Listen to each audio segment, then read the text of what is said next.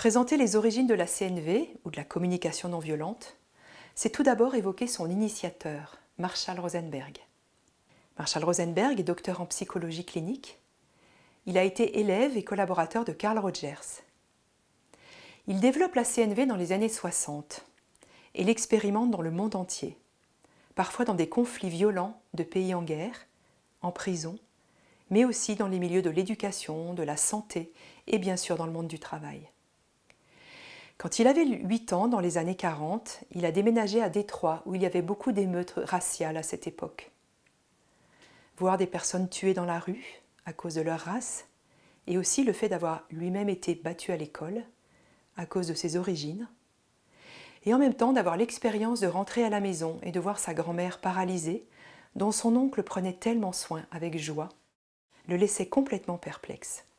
La question de fond qu'il s'est posée alors, c'est mais pourquoi l'être humain génère tant de violence et de souffrance dans ses interactions, même avec les personnes qu'il aime et même quand il n'en a pas l'intention? Et inversement, comment cela se fait-il que des personnes parviennent à rester bienveillantes, même dans des circonstances horribles et violentes? En d'autres termes, comment expliquer qu'il y ait des gens qui aient plaisir à avoir de la compassion et d'autres gens qui ont l'air d'aimer être violents? Sa démarche, elle est originale dans le sens où elle n'est pas psychologique ou analytique, mais d'abord basée sur une observation du vivant et de la manière dont nous fonctionnons en interaction. C'est une démarche pragmatique et opérationnelle. Qu'est-ce qui favorise la relation? Ou qu'est-ce qui la complique ou l'entrave dans le présent? Il dit aussi qu'il n'a rien inventé. Il a juste observé quand ça marche et il l'a modélisé.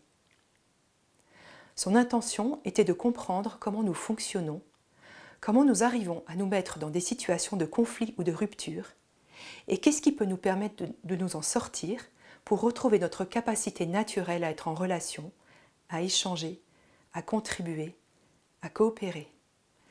De son vivant, Marshall Rosenberg a énormément voyagé, tant aux États-Unis que dans de nombreux pays du monde, faisant connaître la CNV partout où on l'invitait et contribuant aux efforts de réconciliation et à la construction de la paix dans des régions déchirées par la guerre.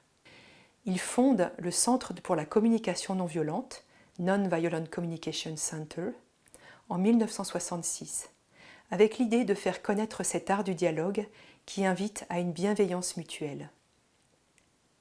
Marshall Rosenberg nous a quittés le 7 février 2015. La CNV est aujourd'hui diffusée et enseignée partout dans le monde par plusieurs centaines de formateurs certifiés par le CNVC. Elle est en fort développement en France, où Marshall Rosenberg lui-même a commencé à la transmettre dans les années 90.